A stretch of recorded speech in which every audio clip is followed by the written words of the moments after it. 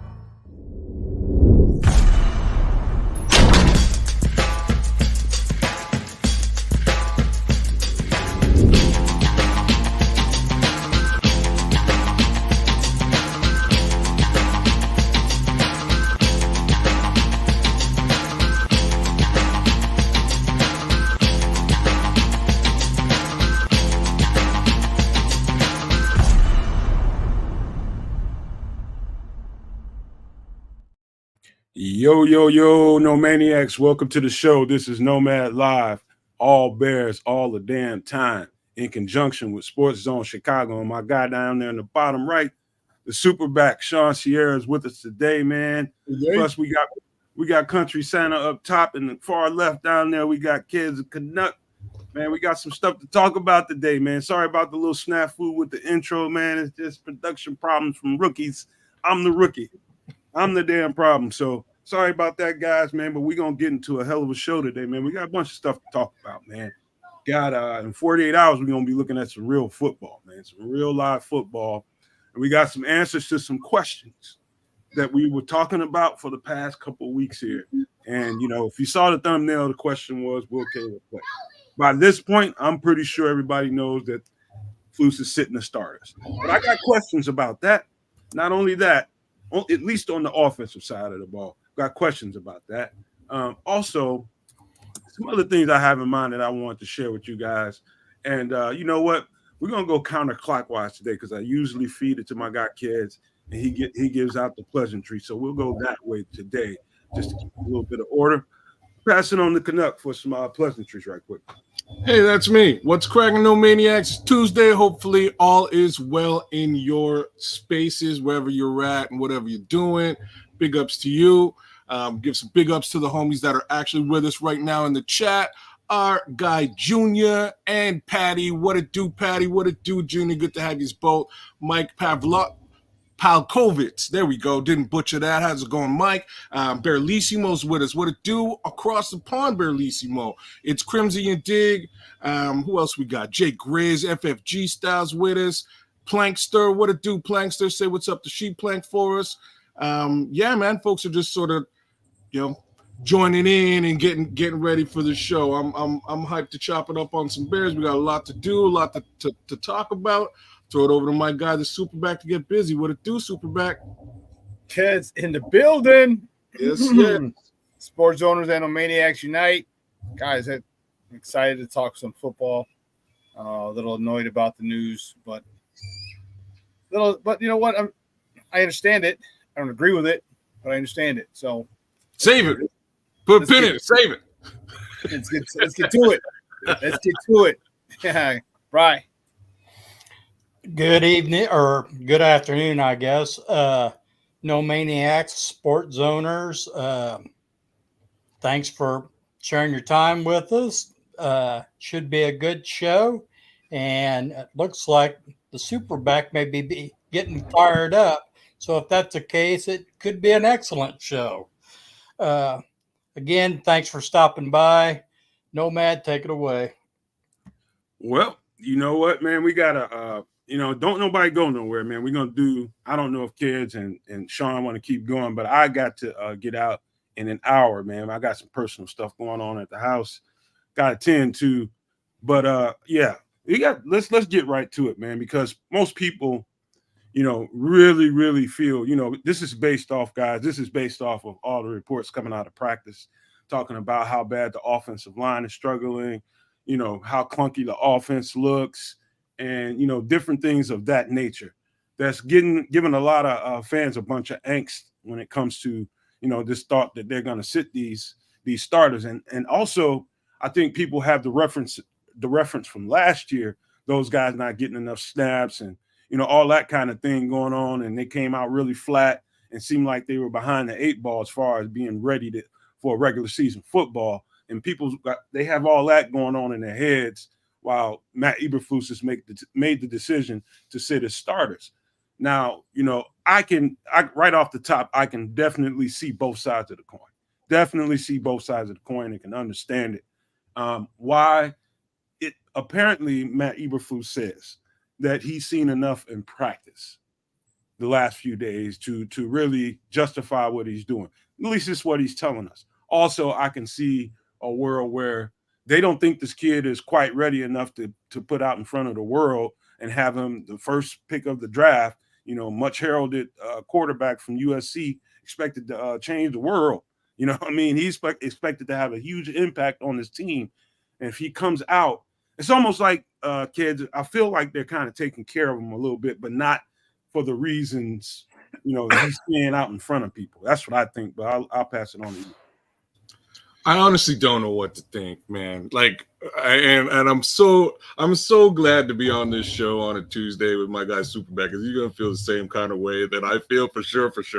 We were both of us for the last couple of weeks were hyped to get this kid out there and get him some reps early.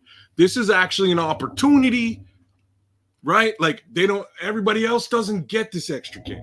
This is an opportunity to get him out there, get him comfortable with that cadence, etc. He doesn't really have to do anything, just cadence, hand the ball off for a couple of sequences, get the feel. How fast is a defense going to get to you? How much time do you feel that you have mentally? Sorry, my neighbor's kids are out there in the pool. They're going to go crazy. So it's hot in Canada. It is what it is. In any event, it's an opportunity missed to me, and that's kind of how I see this whole thing. I think most of the starters should be starting. I think there should be specific guys who don't really need to start. I don't think Montez Sweat needs to start on the defense. I don't think Jalen Johnson needs to start on the defense. But there's guys over there on the starting tier that I do think should. Just get some reps, get a little bit of acclimation. More importantly, that offensive line, those guys should probably be out there just to get into cohesion with each other, know what the guy next to you is all about and can do and what his strengths are and weaknesses versus a completely different look. I think that offensive line is going to suffer for this, to be honest with you, more so than even Caleb Williams. But I think it's an opportunity lost. I'll throw to my guy, the Superback. What do you think, Sean? Before you go, Sean, I got a question for you. You ever heard of that old school R&B group called RFTW? Ready for the World? Oh yeah. Yeah. And I think him out right now too, bro. I think Caleb they don't feel like he's ready for the world. And I think that's part of why this is going on. But I'll let you take it from there, man. What do you think? I'm pissed. It's stupid. All right, it's really stupid. All right, we got an extra game. You have all this stuff. It tells me that one, either Caleb's not ready, or two, more importantly, the offensive line isn't ready. And that might be the biggest issue. Maybe they don't feel the offensive line is ready. Nate Davis hasn't practiced. All right, he's really bothersome right now. He's really a pain in my ass right now, and that's frustrating. All right, you need to be out there. All right, you get hurt, but man, dude, we understood your situation last year. We didn't initially, but we understood it after the fact, and we found out. But not now. You're still not practicing, or you're hurt, or whatever. Come on, man, this is ridiculous. So you know what? He might be cut at the end of the year, which, and you know what? I know Flus said something about it the other day when I think Herb asked him. Our guy Herb Howard asked the question, and yeah, he kind of said you got to be out there for your teammates. And he kind of made a nice solid statement against Nate, about being out there and being there for your team. I think it's even if you went one quarter, I would have said a quarter and a half to the first half. But man, listen, get that kid. You can have him throw 3 passes. Everything else, turn around, hand it off. Turn around, hand it off. Turn around, hand it off. Third down, a quick slant. That's it. That's all he's running. Slant or curl. There's nothing deeper than a curl on this thing. And if it's literally 1, 2, 3. If that dude's not open, you put that sucker in a third row. Literally, keep the defense off him. You can do that. You can play him a whole half that way.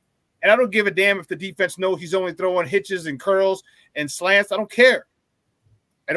I want him to understand the speed of the game. I want him to be in there. This is an actual NFL game. You're not playing Utah State anymore. All right, you had a good thing with practice, but you know what? Guess what? Now you're kind of getting used to seeing the habits of your team, so you're able to pick them apart. As good as they are, you're starting to see the same thing. Give me some fresh meat. Give me some new guys, other guys with different strengths, different weaknesses. That's what I want to see. It's in my estimation, in my opinion, it's a big mistake. You should have them play at least a quarter. You know what I'm saying? Nothing more than a 3-step drop. And again, if it's not open, make it second look. I don't need to go to third read. First read, second read, throw that sucker out of bounds. So much value in just chucking that ball away, Sean. Like I know it's going up to Brian, but so much value in just understanding a play is over. And if that's what he learned, this weekend, I'm with it, bro. So much for that. Yeah. Brian. About the only thing that I can add is amen and pass the collection plate. You two both hit the nail on the head. They squandered an opportunity. I mean, we talked about how the NFL did the Bears a favor, giving them that Hall of Fame game where you could get more practice, and then you don't take advantage of it. I guess it's a possibility. Sean, you would know more about this than I would. In Flus's mind, they've already got 47, 48 players that they know that's going to be on the team. And they're just trying to fill out the other 5 or 6, and that's why they're giving. I guess that's a possibility, but it don't make that much sense to me. That's usually what you do the last game is the second half of all the games. Yeah. Fair enough, that too. Yeah. Yeah. It pisses me off, and I'm sorry about using because they've squandered that opportunity, and it don't make sense. I wish they wouldn't have, but unless they're seeing something in camp that nobody's sharing the video with, I don't know why they didn't do it. Anyway, go ahead, Nomad. So I'm gonna play devil's advocate first, but second, I want to say, you devil. Number one, we gotta get off my lawn, Sean, today, so we crystal clear about what we got going on. Oh, you know what? Yes, sir. Get off my damn lawn. But listen, man, you guys are right, and there's no, and again, man, with respect to the coaches, the front office, and for their decision to sit them, I respect it. I respect it for various reasons. Like I said, he could be RFTW, could be not ready for the world right now, and they know it. You know what I mean? And you hide him for a little bit until you get him some more reps and get him some more practices. However, that point Sean and everybody just made about, there's an advantage to making sure for me, if I'm the coach, I'm gonna probably lean towards the side of overkill when it comes to snaps, especially when it comes to a rookie quarterback and a new offense. I'm probably going to lean towards overkill because I want to make sure I got my guy ready come week 1, and I don't want to waste any and squander any damn opportunities. And these are opportunities right here. And that's just how I feel about it. But I'm somebody that makes podcasts. I'm not a coach. I'm not in the front office. They have sound reasons, I'm sure, for what they've done and decided to do. I'm okay with it. You know why? I'm gonna tell you why. Because I want to see the young guys anyway. I want to see all these guys that nobody's talking about that much. I want to see these guys get an opportunity. They are going to get max opportunities to make a name for themselves on this team. So for that reason, I'm cool with them not. Of course I want to see Caleb Williams. Of course I want to see Odunze. I don't know if he's playing or not, but I think he's listed as a starter. So we might not see him. I'm pretty sure we're going to see some Austin Booker and some of these other guys out there. But yeah, I mean, I get it, fellas. I understand why I'd be upset about it. But I'll tell you something else that went on today. It took me 2 hands to write the note. I mean, absolutely 2 hands to write this note that had the name Nate Davis in it, because I knew Sean was going to. I was so nervous writing that thing. I said, the minute I put Nate Davis in these notes, all hell is going to break loose on this show. And Sean has already thrown the first bomb.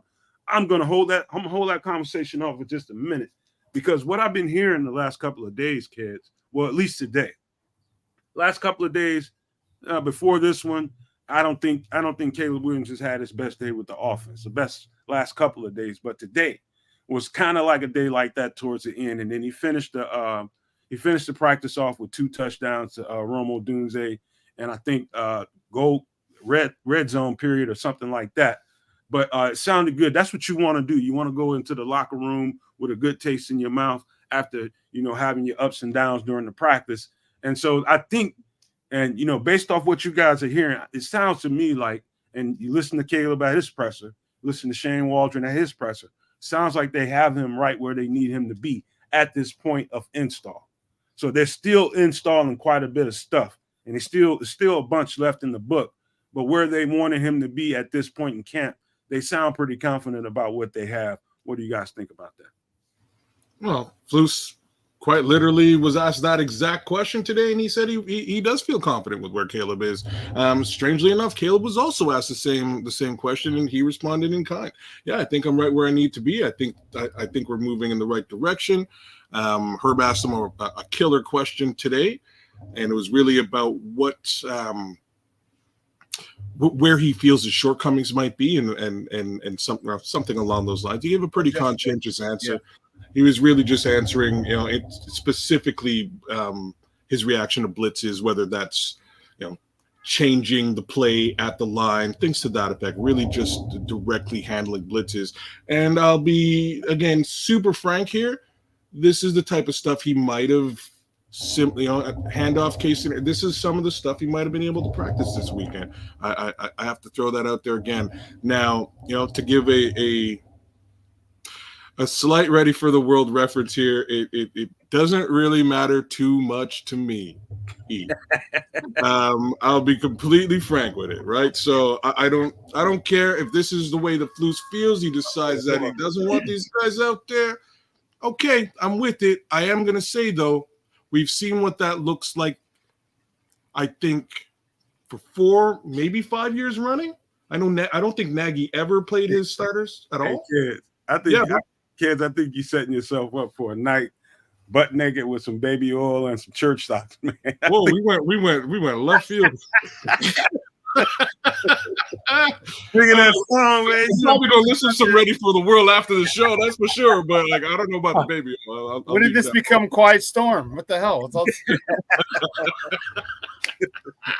For those who don't know what we're talking about, clearly it's an old school R&B group. And that's one of their famous songs. What is the name of it, kids? Again, I just got hip to them probably about 4 years ago. Let me love you down. Love you down.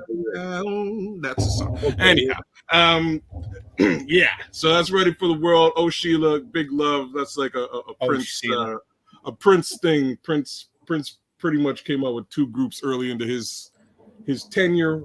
The time.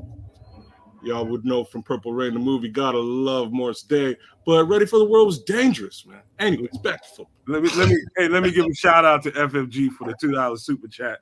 Bears needs all the reps they can get. Man, damn, man. You know what? Before you take off on him, Sean, again, now last year was last year. We know he had mom thing going on. For all we know, the injury is legit and he's sitting for a reason. But Nate Davis does have a pattern. You can't avoid it. I'm not going to jump to no conclusions until I see the Bears get upset about it, which Flus kind of took some shots at the podium the other day. And so he doesn't like it. That's clear. So go ahead, Sean. I just wanted to shout out FFG right quick. Yeah, I just don't like it, man. Plain and simple. All right, I've said it before. I'll say it again. All right, you had the issue last year. Your teammates understood that. Obviously, your teammates knew before the mass media, the fans did, and they were cool with it. All right, and they were cool with it. But now you got to show me that you give a damn. All right, you got to show me that you care. All right, you should have been at all off-season workouts, all off-season activities, voluntary. You should have been there. Said, hey, I know last year, my first year here, I got a big contract. Prove yourself to your teammates. Show them you give a damn. Show them you give a goddamn, because that pisses me off. Like I understand last year, but then you can't be. Just show me, all right? Because a football season is a grind, man. It's a grind, and if I don't feel that you're putting in the same work and you have the same level of commitment that I do, then we got a problem. Then we got a Mickey Ficky problem, all right? And that's what I feel. And that's how I feel. And I know a lot of guys feel that same way, but some guys may not say it. And I think that's the issue. Some guys need to say it, like, get your ass out here, man. We need you. All right. Or cut him. All right, cut him. Maybe he will be cut at the end of the year, released in the offseason. Who knows? But man, just get everybody there. Get everybody, especially you're new. You know what I'm saying? You're new to this team last year. And you missed reasons for legitimate reasons. Man, make it up somehow, some way this year, and be here. Be here. Show me, like, look, I'm 10 toes down, man. Sean, what if he legit has something going on? You know what? But Sean's right though. Like, you're coming in fresh, new to a brand spanking new team. You want to at least maybe try to make your impression felt. Hey, y'all, like, I'm here. I'm the guy. I'm here. And he didn't get the opportunity to do that. And you know what Bears fans did? We worried. We saw weak performance in the first couple of games. He then got hurt again. And here we are, a season departed, and he still hasn't shown up like that yet, though. But I'm so with what Sean's saying. Look at Michael Eberflus. I'm just like him. Michael Eberflus, you are dead ass on. Yeah. I don't blame Nate Davis, because if it's just him just dogging it and trying to avoid, the rigors of training camp, I blame Poles for that, because that was well established a pattern of Nate Davis's before he got here. Very true. So true. I don't. If Nate Davis is getting away with it, I say good. Nate Davis get away with it. Blame it on. You know what they need to do then, Nomad? They need to cut his ass, and that'll send shockwaves through the whole Mickey Ficky locker room. Like, oh, snap! Taking that cap hit, man. You crazy as hell. Hey, you know what? To make a point, yes, you can. They ain't gonna take it. So he's like, Nomad, you're right though, but Sean, you're just as right. Like, the only reason they can't cut him is just the way the dollars and cents fall. He's basically paid for the season, and then next season, I think he's on the books for two like for peanuts, for $2 million or something to that. So you know what? He's here. Eat the dead cap hit. Bump it. All right. You know what? You didn't lift same thing with Claypool. You did, yeah. Or trade him. That's cool. Try and trade his ass. Hey, go get a bucket of new footballs. All right. Go get a bag of new footballs for him. That's all you need. That's all you need. So he's causing an O-line shuffle.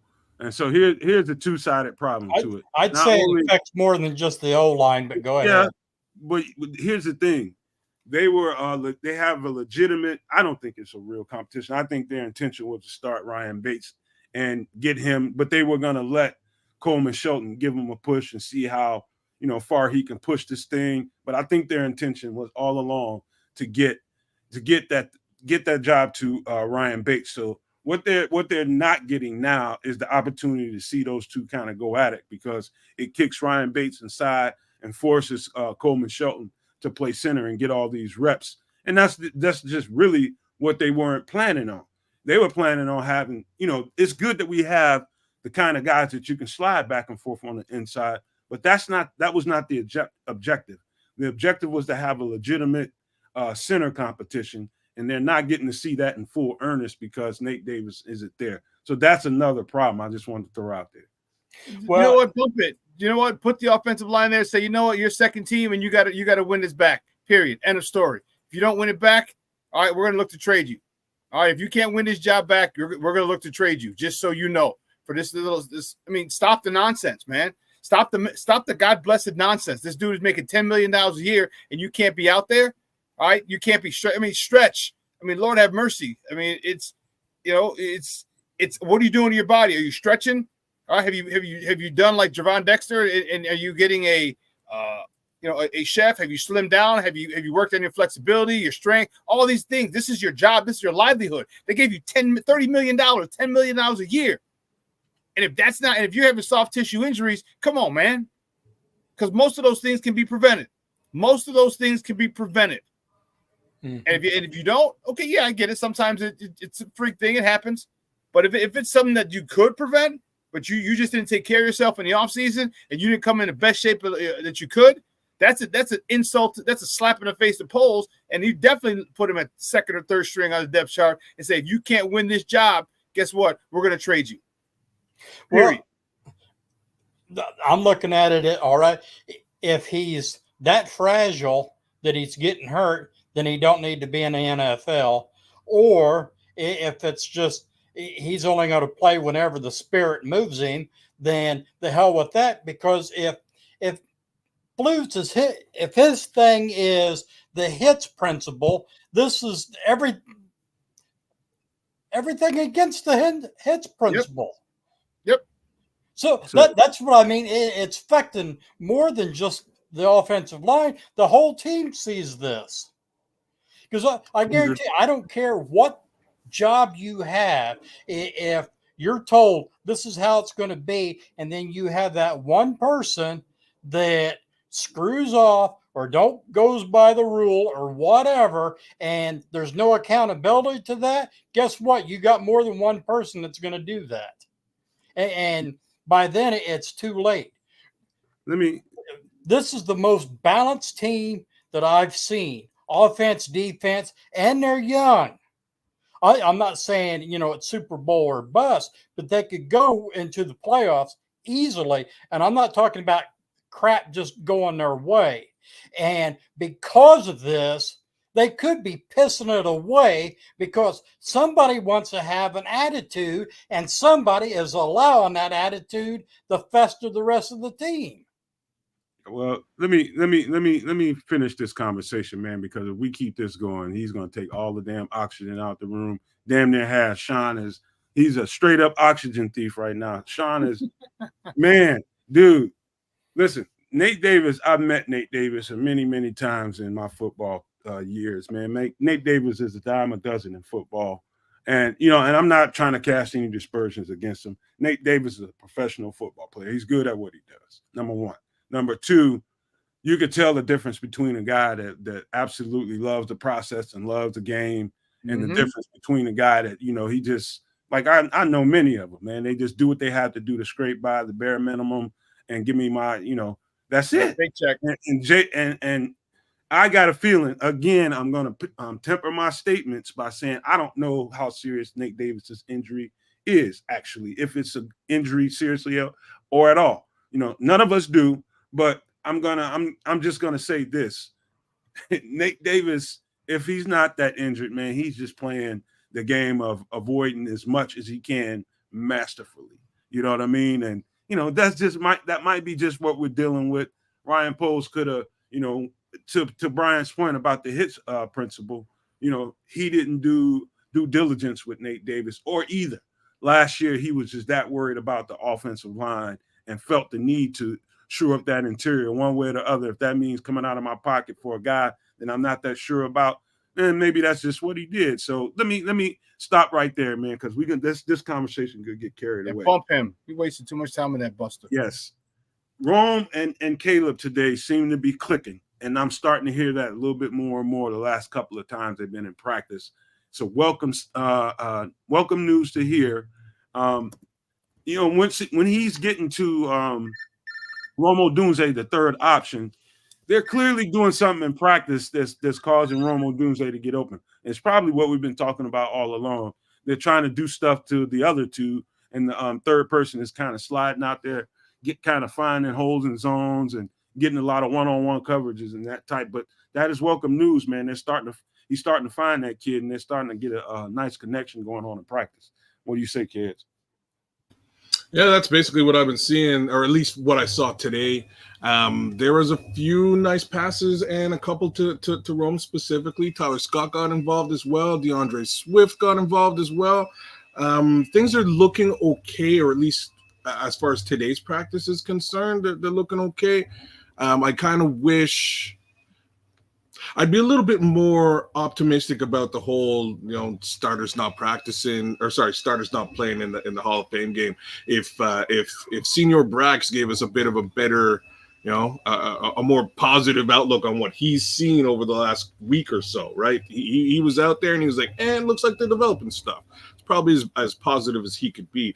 But speaking of Greg, he put a few videos on Twitter for you guys. If you guys are on Twitter, feel free to jump on and take a look at Greg Braggs. There's a couple of videos of some nice passes between Caleb and Rome. That much I've seen so far. Sean? King Booker World put that is 100% accurate. Sure is. Football players and guys on a team, literally, and anyway. What was the original question? Because I was thinking because he was talking about Rome. The thing with Rome. Yeah, I love it. I love it. I knew it was going to happen. I knew it was going to. They had this connection. All right, from working out together to flying to the draft together. Obviously being drafted on the same same night together, and Caleb going to find him like Rome Odunze. You know what I mean? Like that whole thing. You felt, you saw it. And that was real. That was not in act. That was not, for the cameras. He has a real connection with Rome Odunze. All right. And it started when they were throwing running routes and stuff in California before the draft. And, that too, in the next 7 years, those two are going to be one hell of a combo. I don't know if DJ will still be here. I know Keenan definitely won't be here in 6-7 years. All right. But I like it. I love it. You've already seen him go to DJ. You've seen him go to Keenan. Okay. But, I mean, keeping it a buck, like, that's his dude. That's his dude. Like, let me use my two Pro Bowl all-pro stud receivers. But when it comes, you know what I mean? And, again, I told you, and I firmly believe this, Rome could have a breakout year because everybody's going to has to cover DJ.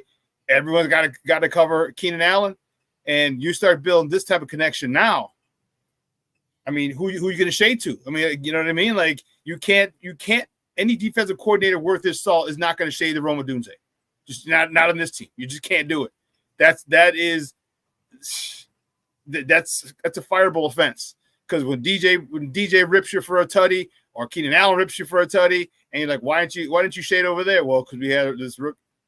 Remember, I told you this rookie's been going up against number one corners for the last 2 years. Last 2 years, he's going for number one corners, and you're going to get you put him on as a slot guy. You put him on a guy who might be the third or fourth best cornerback on that team. Hey, he could have a big year. But I love the fact that they have the connection. I love it, and don't think because they have the connection that Caleb is not going to go to 1A and 1B. But just know that he's got 1C in Rome. So I love the fact that they're connected in practice big time. I love it. Hey, before you go, Brian, let me speak to Joseph Archer because he just brought up something. It's part of what I was going to talk about in a few, but since you brought it up, Joseph, thank you for the question. He said, "What's up, everybody? Let's go Bears." Nomad, do you think the Bears should go after Tristan Wirfs? I'm going to say this: if Tristan Wirfs is being put up for as a someone that's they're willing to trade.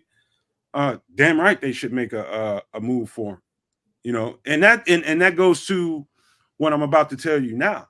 Is this Hall of Fame game is not only going to do one thing, it's also going to do two things. It's going to give some guys some reps that they really need, live NFL football reps against a bunch of twos, because the Texans are going to play their twos. But another thing is, I think we're going to finally find out whether or not they need to make another signing in the offseason or two, because we're right about at that point in camp where they've had enough padded practices, about to have a full game, and they're going to be able to determine whether or not they feel like they have holes in the depth, or if we won't find out more than we already know about Braxton Jones being the starting left tackle. We know what that is, but we're going to find out if they feel like they need better depth during this Hall of Fame game, Sean and Kids and Brian. I think they're going to learn some stuff, and I wouldn't be surprised if they see particular positions that they feel strong about or particular positions they feel like, oh, we need some help here. We need to do something quick about it. What say you, Kids? I say that, they might have been able to use these live reps as at least a means to evaluate some of this. So the reality here is they're just going to do that evaluation with the second team, get a better understanding of how they come to play, and then start to make their moves and decisions as they progress through the offseason, as well as the additional through training camp and the rest of the preseason games.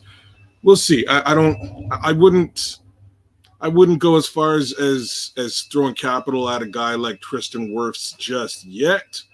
I think there's a little bit for them to understand.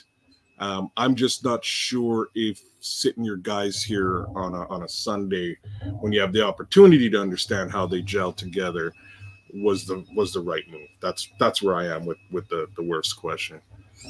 Carteris Harris just asked an interesting question. I don't really know if I have the answer to Carteris. Yeah, it's on ABC, ESPN, ABC, that channel. So if you're in the Chicago area, Channel 7. I think ABC is Channel 7 in most of the big markets. But yeah, it's on ABC. So So I would ask this one more time. After everything you know thus far about camp, I know for a fact what's on my mind as far as what I circle as this is what I need to watch more intently. And that's the O-line, man. Does anybody else feel any different about it? That's what's been worrying me the whole camp, man. It's the news hasn't been really good. They've been playing a little bit more clean, getting a whole lot less penalties, false starts, that type of thing. That was plaguing them for the first couple of padded practices. That seemed to be cleaned up quite a bit today, I hear. That's the problem with Nate Davis, man. Like I need you in there getting reps. I need that unit working as one. Mm-hmm. They need to work in concert with each other, and they can't do that. This was a problem last year when you had Justin. All right, you had the starting offensive line didn't start till week 6, 8, something like that. Okay, because of the Nate Davis situation. Now it's the Nate Davis situation again. So you need to say, hey, listen, Papa, you got to win this job. You're back at 2, and I'm telling you, it behooves them to do that and say, hey, listen, you're gonna have to play left. If you can't, because I'm telling you, I want that on the right side. I want Tevin Jenkins and Darnell Wright. All right, so everybody named Mama knows on third and one, we're going in 23 personnel. We got a tight end in motion. All right, we're running behind that right side of the line. That right side of the line is going to be nasty. All right, but they can't do it because Nate Davis is whatever, and that's my issue. And you know what? If maybe that's the reason. Like I said initially, that's the reason that they're not playing the starters. But this offensive line's got to gel. This offensive line has to become play in unison with each other. They have to do it, and they're not doing it because of this Nate Davis situation. I'm telling you, you know what, Papa? You're the second team. All right, when you get back, you can try and win it. If not, you can be a highly paid backup, and we might even try to trade your ass. But 24 hours from now, CCTV footage catches Sean Sierra and Mariano's scuffling with Nate Davis in the produce aisle. Because he's arguing. Can't you play, sucker? No, man, listen, man. We're going to skip over this small squall's goodness here. This is just beautiful. Nate Davis is already retired and just hasn't told anyone. So that's what they call that quiet quitting, the millennial quiet quitting. That's basically where we're at right now. I'm telling you, this is it, man. This is it for the Nate Davis conversation. We got to move on because there's other stuff to talk about. But Nate Davis he's more, I'll just say this, he's more common as an NFL player than not. Probably most of the players in the NFL are more like Nate Davis than not. Some of the other guys, you got rare ones, man. I don't mind patting myself on the back on this one. I was a rare one. I liked everything about it. Couldn't stand not to be out there in it. There wasn't nothing going on without me being involved. I don't give a shit what it was. But that's how much I love the game. My passion for the game just oozed through me like sweat. And so everybody's not built that way, is what I'm trying to say. And I'm not making no excuses for Nate Davis. But he knew what he was getting himself into. He took the risk. I think at the end of the day, we won't be talking about Nate Davis a whole lot longer. I think he's going to end up being back out there. Everything will be fine. But it is a little troublesome, man, when you think about the standards that they've set, and he's the one guy kind of pulling the parachute and kind of screwing that over a little bit. But that being said, man, there's other stuff to talk about, man, because one of the guys, fellas, that we raved about, I know I went out of my way because me being a DB, I just kind of noticed stuff. Reddy Stewart is turning effing heads. You hear me? Kyler Gordon has been on the lam for the past week, I believe, and he hasn't been out there. So what's happened? Funny thing, if you want to go to the Bears official website, you'll see the depth chart. And a funny couple of things is going on in that depth chart. Reddy Stewart is dead last on that depth chart, number one. Number two, what? They bumped Greg Stroman ahead of Josh Blackwell as the second nickel. But since Kyler Gordon has not been out there, they have absolutely been giving Reddy Stewart starting reps. Let me tell you what's going on in practice. This is what I know. I'm not speculating this at all. There's stuff that they do for the public and the media to see. That stuff is going out there. They putting in front of them. It's pretty vanilla. But the private stuff that they're working out, doing in the Payton Center inside that building with no cameras around, that cat is turning heads. I can promise you that. And it's rare to see an undrafted rookie. Listen, remember this. This is an undrafted rookie being given first team reps. I know Kyler Gordon is down and he wouldn't be getting as many of them if Kyler Gordon was in there, but he is. But listen, I'm telling you, it's a significant turn of events. Reddy Stewart is absolutely turning those coaches' head, and we might have our diamond in the rough that we've been talking about. We might have a few of them, but I think that cat right there has got a strong-ass chance if he performs in the preseason. Man, we've been saying that for months, so I wish I could say that I'm surprised. I'm not surprised at all. The kid's got instincts. I was listening to Greg Gabriel earlier today talk about him a little bit, and he's like, he ain't all that fast. He's probably the slowest corner out of them all, which might be true. But even then, the kid's got instincts. He has no fear of hitting people. He gets into passing lanes. I was impressed by looking at what little tape I had the opportunity to look at earlier on. If these guys are getting the opportunity to see him actually use those instincts and make change on the field, I'm interested. I think, I said it earlier. I think he's going to be your backup nickel, and you've said the exact same thing, Nomad. We both had that instinct about what we saw from Reddy. I think he's going to show that on the field. And if he's last in that depth chart, I don't think he'll be that last guy for very long. That's for sure. Sean? We talked about him for a while. We talked about him. And you know what? There's one thing in life that you ask for, and that's a chance. That's all you want, just a chance. All right. Some people don't get that chance, and these guys could have gone on to be, a superstar in whatever field, discipline, whatever it is, but they just never got that chance. That's all you do. You get that chance and you make the most of it. All right. You make the most of it, and he's doing it. And I love it. All right. And it's making it difficult, because now you're like, holy cow, call it like the Terrell Smiths and all the other cornerbacks who busted their tail to fight the last year or two to stay on his team. Now they got more competition. All right. He's cheaper. Sean. You know what I mean? Like, he's cheaper if he's just as productive. You know what I mean? So I love it, man. I have nothing but Sean, I gotta say something to you, man, because the draft is away from everybody's mindset, it never stops me. I don't turn off the tape, especially when I'm extremely intrigued by a guy.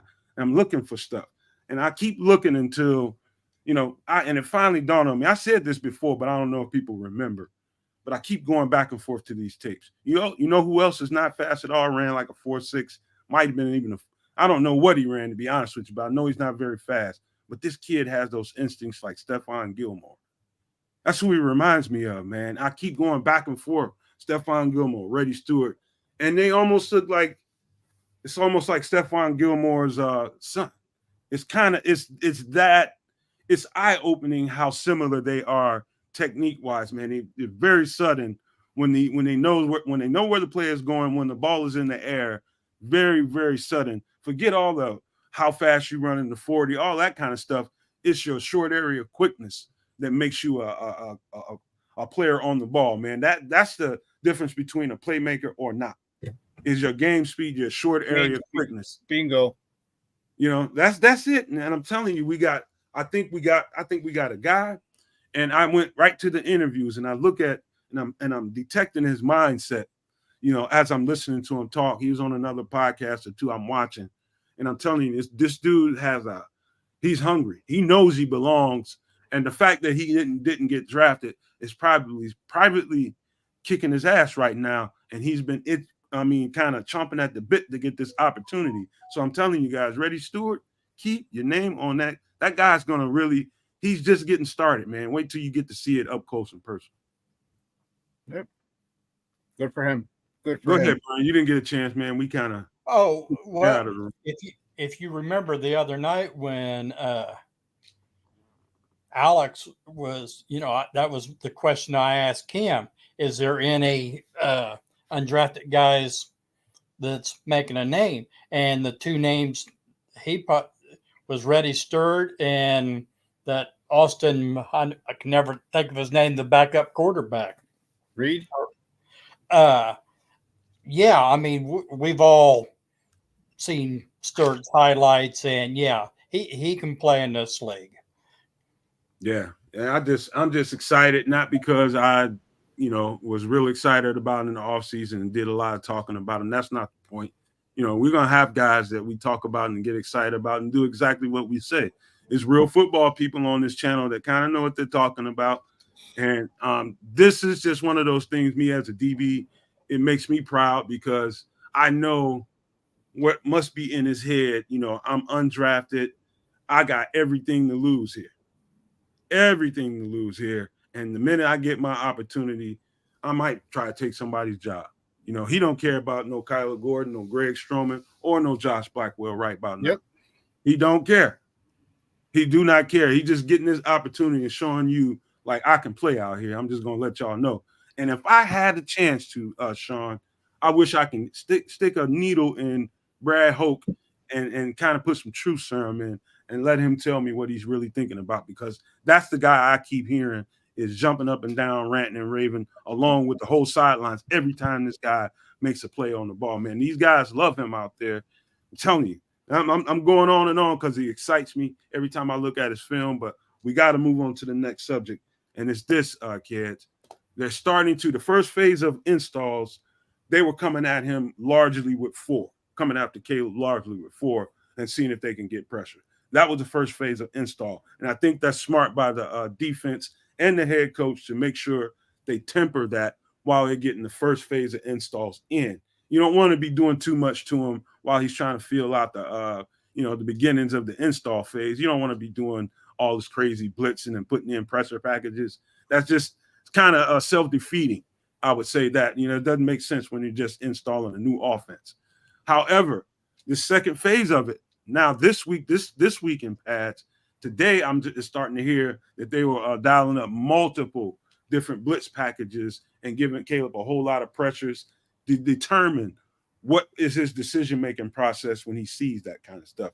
And it sounded good today. Like he got rid of the ball really quickly and he threw that thing out of reach of other players at the same time when he couldn't complete a pass. So that's exactly what you want to see. You don't want to have him out there throwing the ball away because he's getting pressure. He was making the right decisions and kind of dirting the ball and throwing it to the sidelines and things like that. So that was welcome news to hear. What say you, kids? I agree with that. I'm a big fan of dirting the ball, and it's a silly thing for me to say, but it's something that you have to understand. It's also something that I didn't see a lot of from either Mitch Trubisky or Justin Fields. Neither one of those guys had a really good grasp on, like, the play's dead. I just need to get this out of my hands and survive until the next down and not lose yardage doing so.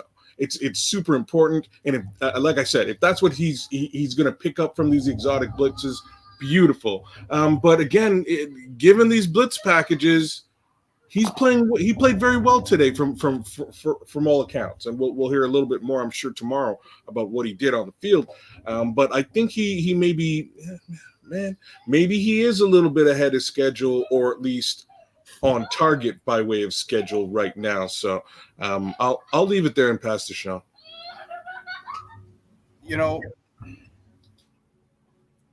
Yeah, I like the fact that he's doing that, and that's. And I agree with you, kids. Justin didn't do that a lot. All right, just throw the ball out of bounds, throw it in the second row. All right, and that's one of the things that you because he was always looking for the big play and trying to make. And sometimes, I mean, they're professional on that side and the other side of the ball too. You know what I mean? And sometimes they just get you. And when you realize that they got you, I just throw it away. Like, okay, boom, we'll get them next play. And that's a thing that I like about him, and just smart, good football IQ. So yeah, we'll see how it plays out. Beat. Like I said, I think he's progressing a little bit quicker than needs to be. And that's great. I like the fact that he's spreading the ball around to all the receivers. It's just, a new system for the entire offense, and it's just the little nuances. He was used to playing hero ball at USC, and some of that you got to take out of him. You don't take the playmaker out of him. You just harness that ability to win. Hey, there's times when throwing the ball away is better than taking a sack or, whatever. And to me,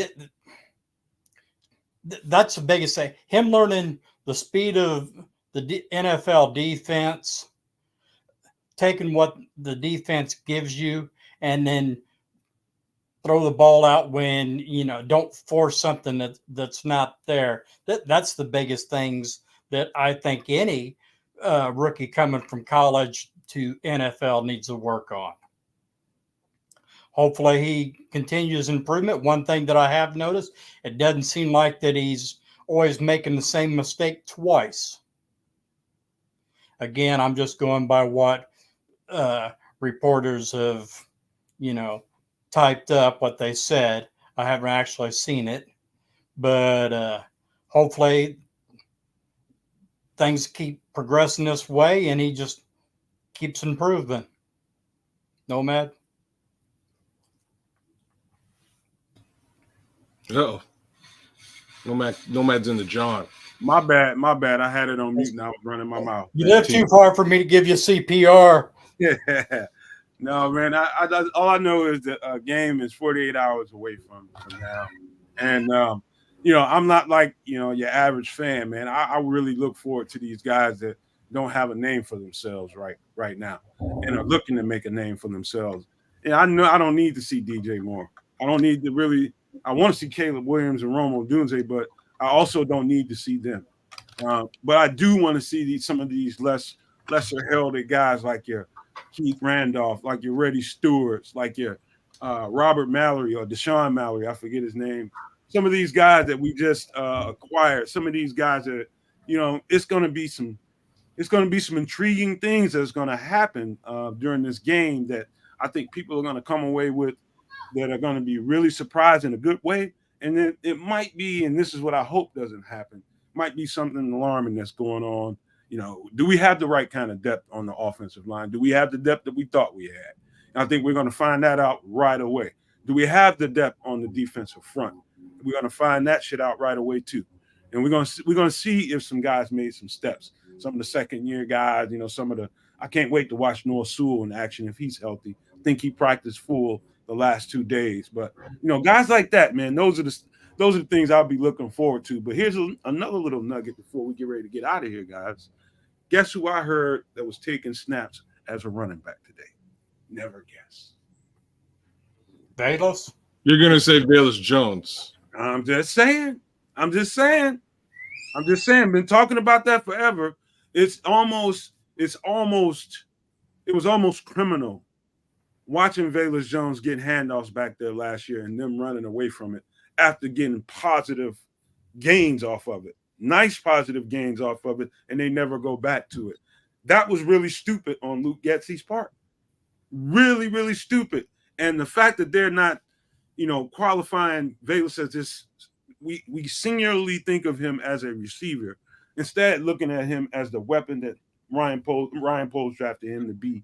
Get that ball to him as many ways as you can get it to him. If that means not throwing it to him all the time, damn, do that. But I was excited to hear about that. They're finally installing stuff with him involved, running out of the backfield. So go for it. Speak your mind.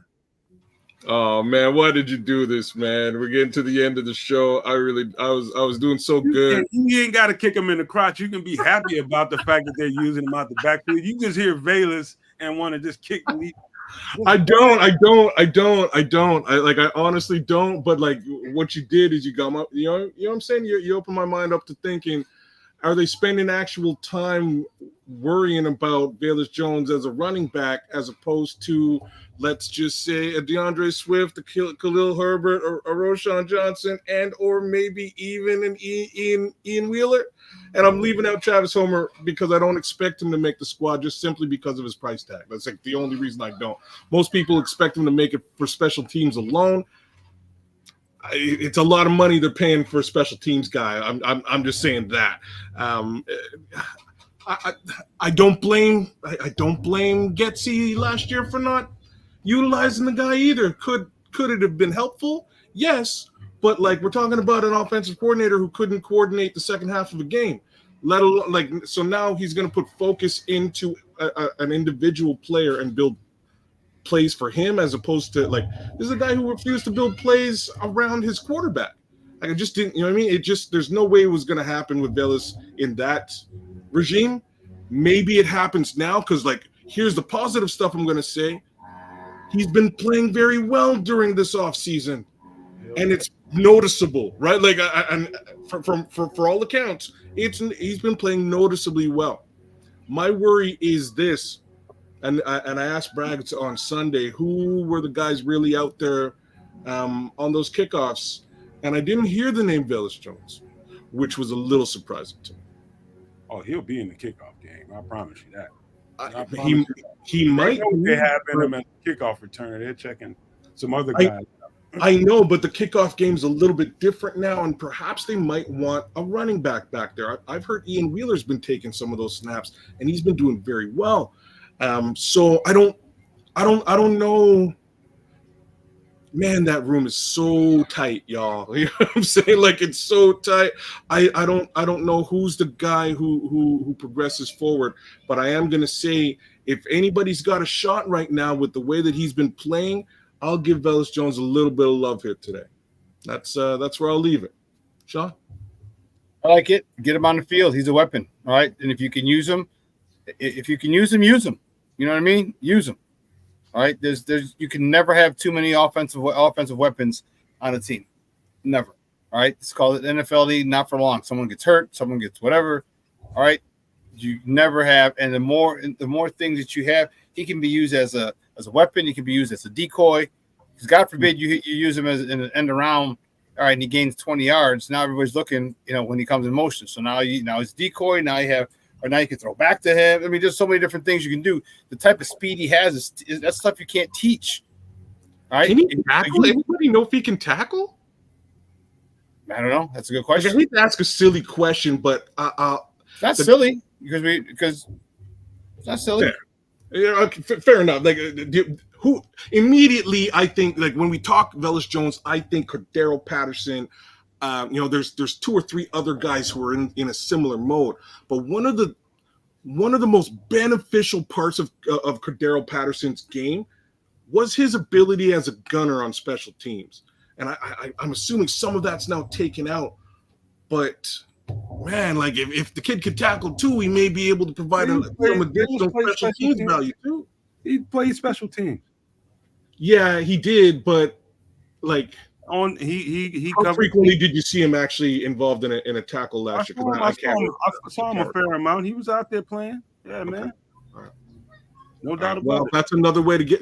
That's another way for him to get on the field. That's really all I'm trying to say. If he's got special teams value, I think that'll really help his ability to make this 53-man roster. That's where I'm at. Go ahead, Brian. I think Velus is with his build, and I don't know if he has depth perception problems why he can't catch a pass. Running back, because he is a weapon. And the main thing that he has, I mean, what other player has 4.3 speed on the Bears? He's more 4.2 than 4.3. I'm telling Yeah, you. Well, he's a little faster than either or. He's the fastest guy on the team. Yeah. And you got to use that ability. It seems like running back makes the most sense because you just hand him the ball. He ain't got to watch it up in the air. Yeah, I'll give it a shot. When Kev's was talking about can he tackle, that I didn't think about that, and I don't know if he can. He's got the size, right around 6 foot, 200 pounds. Yeah.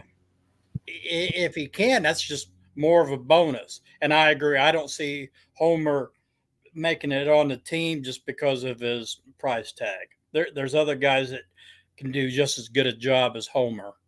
So let me answer a quick question by Ron Winarski. Are you guys going live during the Hall of Fame game? We are certainly considering doing that. We have plans to do it. Are we ready to do it is another question. We we don't have the app to actually show you guys. I'll go out and try to see if I can find one to show you guys live in game, where the ball's down in distance and all that kind of stuff. That some people that go live show you all that. But if I can find that, we'll definitely go and do a live in game for you all. We might do it anyway. We'll see. It's up to my guy down there at the bottom left, or Sean if he wants to be involved, and Brian. We'll see what we can do. We're gonna we'll huddle up and talk about that. Maybe we'll at least do the post game. I can tell you that for sure. Thanks for that, Ron. That's actually a really good conversation for us to have. So we'll chop it up, see what we can do for Sunday. No doubt about it, man. Let's give out some pleasantries. We'll start and go clockwise with that. We'll start with my guy, Country Santa. Well, first of all, that wouldn't be Sunday. That'd be this Thursday. Oh, darn. So uh-oh. All right, well, we'll see, Ron. We'll see. I just didn't want to make a promise that we may not be able to I'm glad you included me in because I'll be waiting here on Sunday like, where's everybody at? That's why I get paid the big money. Anyway, great show today, guys. Always a pleasure seeing the guys on the panel and maniacs and sports owners. Thanks for sharing your time with us. Have a great week, and maybe we can see you Thursday. If we do, looking forward to it. You guys have a safe, blessed week. Take it away, Superback. Sports owners and Maniacs Unite. What a great show. Great talking Bears. Make sure you check me out tomorrow. I'll be on 9 a.m. To 11. Make sure you subscribe. Sports Zone Chicago's YouTube channel. Please do that. It's free. So even if you don't watch an episode, please just do me that favor and subscribe to the channel. All right, I'd appreciate it. 48 hours away, 49 hours away, whatever it is. I'm excited. It's going to be a good time. I already told you how I wish the starters were playing, but at this point, I made my point. I'm not going to keep bitching about it because it's not going to change. Yeah. All right. I just think they're wasting an opportunity, but you know what? Now we get to watch other guys who could end up having a big role on this team. So looking forward to it. 48 hours or so. And man, we'll get some good post-game talk. All right. Keds in the building. Yeah, brother, absolutely. And the one guy we didn't really touch on with respect to what you were just laying down is Austin Booker, and he's probably the main guy that I'll be looking at that edge position as they play on Thursday. That's really where my focus will be outside of the offensive line. But I think it's important that we put a little bit of focus on how well this second team defensive line plays as well. In any event, y'all, we'll call it a day. Been beautiful. Give you guys some love. Bruja, my guy in Canada. What it do, what it do, my brother Bruja. The Nodge is with us. Carterius Harris, how's it going, Carterius? King Book of World, hey King, what it do? Mr. Mayhem's with us. Ron Winarski, thanks for chopping it up with us, Ron. Mike Davidson's out there. Joseph Belinsky, Jason. We got Chicago Bears 360 with Coach T chiming in with us for a little bit today. Who else we got? I think Dr. Earl showed up for a little bit today. Thanks for hanging with us, Dr. Earl. There's always more. Mr. Shorty from the BCP, what it do? Big love to you guys over at BCP. Foster, Pete, Jay, what it do, you guys? Jigsaw with a $3 super chat. Congrats to Mongo and Hester. Absolutely. Hey, Hall of Fame case scenario. Big ups to both of those gentlemen. Mad props to them. And I guess a little bit of love to Julius Peppers, although he's going in as a Panther. He's always a Bear in my heart. Right, like you got to give the man a little bit of love. So big love to the Hall of Famers getting their jackets, getting their rings, and getting in, and big ups to the Bears. Hopefully, we'll see you guys on Thursday if we can figure out how to work this all through. All that being said, Nomad, take it away. Thank you guys for showing up. Thank you, Jigsaw, for the $3 super chat, and everybody else that contributed. Thank you for your generosity, man. Do me a favor, you guys. If you like the content, man, do us the small favor of doing a free thing. Hit the like button, hit the subscribe. Cost you nothing for both our network over here at the Nomad Network, and both over on Sports Zone Chicago for my guy Sean, man. We would definitely appreciate it. Trying to get these subscriptions up. But man, thank you guys for being here and being interactive as usual. It's fun talking to you guys. This ain't work right here. This is just pure flat out fun. And I don't remember who exactly asked it, but we are going to try and see if we can get a live in game for the first time for you guys. I didn't realize that many people were interested in watching, a podcast live during in game. I had no idea that was a thing, because I'm never watching that kind of stuff, to be honest with you. When I watch a game, I like to watch a game, and I don't want to have to be thinking about. Thank you, Jason, for the 199 super chat, man. Thank you for being always generous like that, Jason. Appreciate you. But I wish I had more. I really do look forward to these young guys getting these opportunities. Some of these guys that don't have a whole lot of name recognition. Some of these guys that, we have a lot of hopes for a lot of these guys. And the flat out truth about it is, make sure you take it down when I'm getting ready to close it, kids. But flat out truth about it is, my concerns are, did we do enough up front? And that means on both sides of the ball. Some of the other guys on the perimeters, like Reddy Stewart, of course, Austin Booker. Those are the names people are going to be paying attention to now. Austin Booker was always going to get watched, but Reddy Stewart, I think his number is number 46. You guys should go to the official site and at least know these guys' number. If you got a printer, maybe print them out so you have a reference to as you're watching the game. Man, it's going to be interesting. It's going to be a lot of guys that you don't know who the hell they are until you hear their names being announced. But I really look forward to it. And because I got to get out of here, I got something to take care of. I don't have this nice speech for you guys. I do have a little warning for you guys that live here in the Chicago area. For anybody that remembers, a couple of weeks ago, we had a bad storm that kind of went through here, did some decent amount of damage. I remember the weather was a certain kind of way before that happened. It was very, very muggy. And, it was some weird things going on around my yard. The animals were acting weird. And I'm getting the sense of that today, but I'm going to knock on wood. And hopefully it won't get that bad around here today, but expect some weather to be touch and go today. If you're in the Chicago area or anywhere in the surrounding areas, please pay attention to whatever the weather people are telling you, the experts. Take cover, take precaution, man. Take care of yourself because you only got one life. And if you take care of it, you might have a chance to live a little bit longer. But with that being said, I want to say thank you to you guys one more time before we get out of here. But I got to leave you with these famous words. If you can think it and you can see it, it's all up to you because you can damn sure manifest it. Make a difference in your life today. But we are out. Peace.